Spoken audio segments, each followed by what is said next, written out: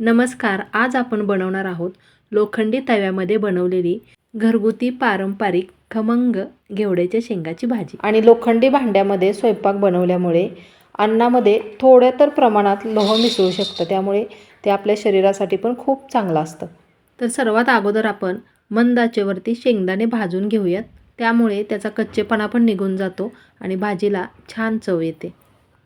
शेंगदाणे भाजतायत तोपर्यंत थोड्याशा घेवड्याच्या शेंगा निवडायच्या राहिलेत, त्या मी निवडून घेते.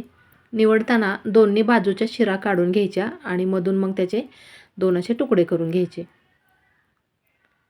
शिरा काढल्या म्हणजे दातामध्ये अशा त्या अडकत नाहीत भाजी खाताना.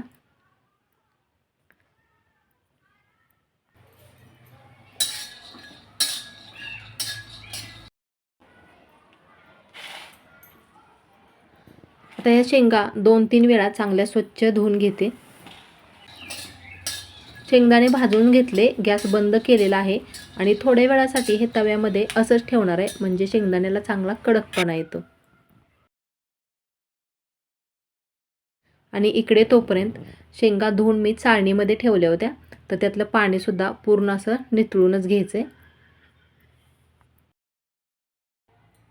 पूर्वी आपली आजी आई लोखंडी भांड्यामध्ये नेहमी भाज्या बनवायच्या, त्यामागं त्याचं कारणसुद्धा तसंच चांगलं होतं. भाजीला चव तर येतेच, त्याचबरोबर त्याची पौष्टिकतासुद्धा वाढते. आणि कधी पण बघा, किती पण साध्या पद्धतीने आपण भाजी बनवूया, पण ती लोखंडी तव्यामध्ये जर केली ना, मस्त चविष्ट लागते. तर इथे तवा गरम करायला ठेवला, त्यामध्ये 1 चमचाभर तेल घेतले. तेल तापलं की त्यामध्ये मोहरी घालायची.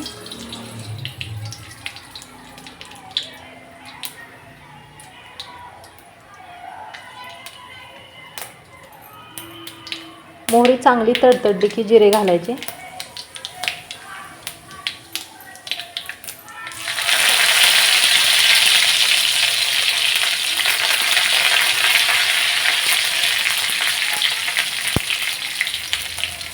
कढीपत्ता घालून झाला की ठेचलेला लसूण किंवा लसूण खोबरं घातलं तरीही चालेल. तर मी तर लसूण खोबरं घेतले.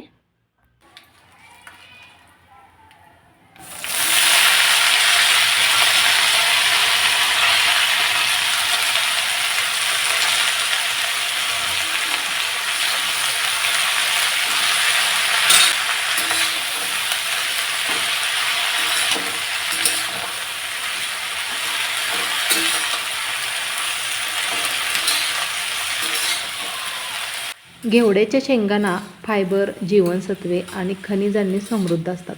खूप पौष्टिक असते शेंग. ज्यांना कोणाला आवडत नाही त्यांना अशा पद्धतीने बनवून एकदा खायला द्या. नावडीची शेंगसुद्धा त्यांच्या आवडीची होईल, एवढी चवदार लागते. तर आता व्यवस्थित चांगलं हे मी परतून घेतले, चांगलं 1-2-3 मिनिट.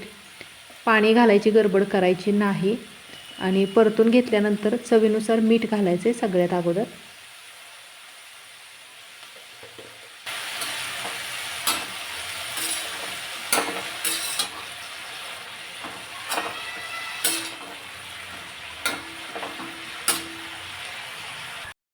परतून चांगली घेतली आणि त्यानंतर मग 3-4 मिनटाकरता यावरती झाकण ठेवायचे. गॅसची फ्लेम कमीच ठेवायची. एखादा पदार्थ बनवण्याची पद्धत जर बदलली ना, नक्कीच त्याची चवसुद्धा बदलते. शेंग चवदार होण्यासाठी अगोदर अशी चांगली परतून घ्यायची आणि त्यानंतरच मग पाणी घालायचं. आणि पाणी घालताना पण किती घालायचं हे पुढे तुम्ही पाहालच.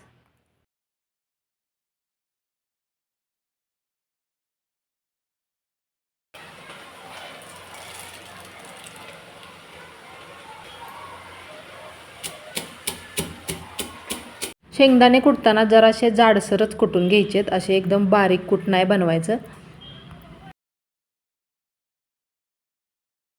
तर अशा पद्धतीने हे कुटून घेतलेले आहेत. मीठ घातल्यामुळे शेंगाला थोडंसं पाणी सुटल्यासारखं झालं होतं आणि जरासा मऊपणा पण आला याला, म्हणजे थोडीफार शेंग आपली शिजत आली. तर आता यामध्ये तिखट घालायचं आहे. आता तिखटाचं प्रमाण तुमच्या आवडीनुसार कमी जास्त करू शकता आणि तिखट कोणतंही वापरा तुमच्या आवडीने. तर आपला घरगुती काळा मसाला जो असतो, काळं तिखट, त्याचा वापर मी ते केलेला आहे.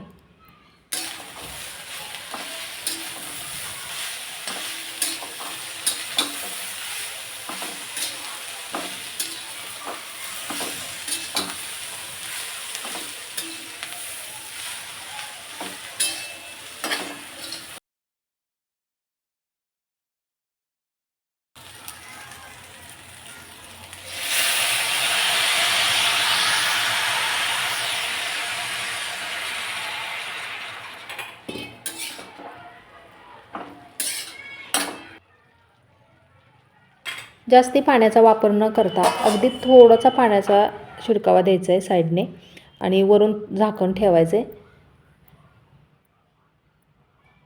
एकदम मस्त अशी वाफ आली. आता यामध्ये घालायचं आहे भाजलेल्या शेंगदाण्याचं कूट.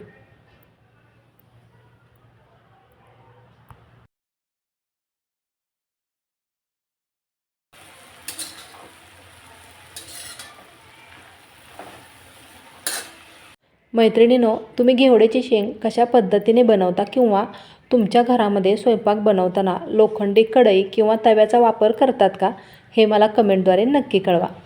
तर चांगली शेंग बघा मस्त अशी मी परतून घेतली आणि आता गॅसची फ्लेम अगदी कमी ठेवून फक्त 2 मिनटाकरता यावरती झाकण ठेवायचं आहे, कारण आपली भाजी पण व्यवस्थित चांगली शिजली आहे.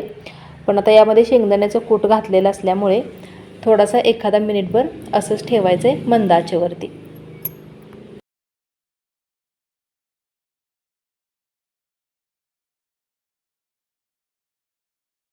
काय मस्त स्वाद यायला लागला आहे ना. रोजच्या भाज्यापेक्षा एक वेगळीच चव आणि स्वाद यामध्ये आलेला आहे. आता अशी बनवलेली शेंग तुम्ही चपातीसोबत खावा किंवा भाकरीसोबत खावा, एकदम मस्त चवदार लागते. तर नक्की रेसिपी बनवून बघा. थोडीशी जरी आवडली असेल तर लाईक करा, शेअर करा आणि चॅनेलवरती जर कोणी नवीन असाल तर आपल्या चॅनेलला सबस्क्राईब करायला मात्र अजिबात विसरू नका. चला तर मग मी लवकरच भेटते अशाच नवीन एका छानशा वेगळ्या रेसिपीसोबत पुढच्या व्हिडिओमध्ये.